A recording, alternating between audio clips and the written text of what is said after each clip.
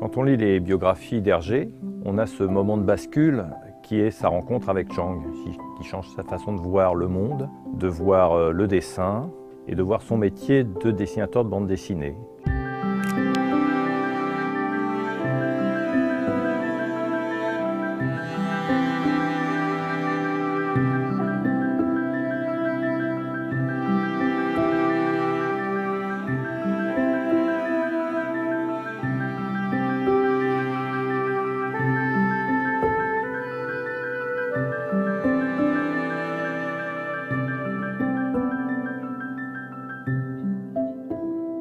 Hergé n'est pas monolithique, il a ses failles, on les connaît, qui sont le racisme souvent, et une certaine vue réactionnaire des choses.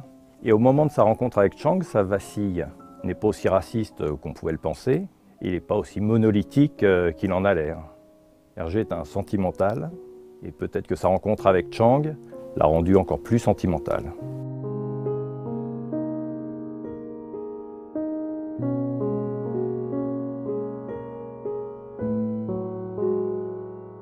Ce qui m'a intéressé dans cette rencontre, c'est ce qu'en ont dit et Hergé et Chang par la suite. Hergé a fait un lapsus en disant que Tintin au Tibet, qui met en scène Tintin et Chang, qui sont les avatars de Hergé et du vrai Chang, était une histoire d'amitié, comme on dit une histoire d'amour. Et Chang, de son côté, dans un ouvrage paru au début des années 80, a parlé de leur relation comme celle d'un couple, comme une aventure amoureuse. Alors je ne crois pas qu'il y ait eu d'acte physique entre eux, mais une amitié tellement forte qu'elle est de l'amour.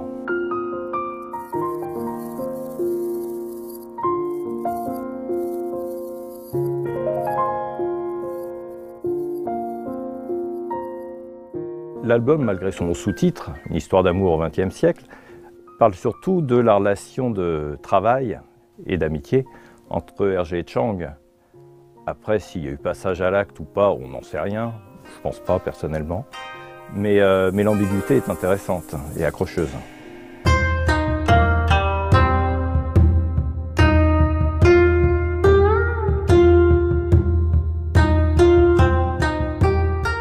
L'apport de Chang dans le dessin pour Hergé, c'est la simplification. C'est le trait au pinceau simple, c'est ce qui donnera plus tard la ligne claire, c'est-à-dire le trait sans fioriture, cernant l'objet. Hergé a mis toute sa vie dans Tintin. C'est pourquoi cette œuvre est si riche. Par exemple, à l'époque que je raconte dans Georges et Chang, sa mère est en asile psychiatrique. Dans toute la première partie de Tintin, il y a toujours des histoires de fous, d'asile, de poison qui rend fou. Or, à partir du moment où la mère d'Hergé décède, il n'y a plus jamais de fou ni d'histoire de fou dans Tintin. Il est passé à autre chose.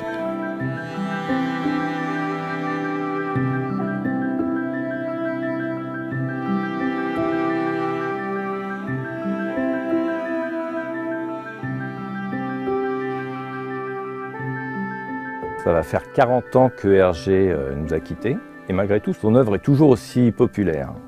Pourquoi la lecture des albums de Hergé est inusable? Parce qu'elle comporte une richesse sous-jacente qu'on ne saisit pas à première lecture, ni même à la deuxième. Chez moi, étant petit, j'avais peu d'albums de bande dessinée, mais de Tintin, j'avais Le Trésor de Rackham le Rouge, que j'adorais, Tintin au Congo, que j'aimais moins, même si ça restait plaisant, et Tintin au Tibet, qui était vraiment du dépaysement pur. Du coup, je me souviens pas avoir découvert Tintin, j'ai toujours vécu avec Tintin. Et de ce fait, à 56 ans, je vis toujours avec lui et avec Hergé par la même occasion.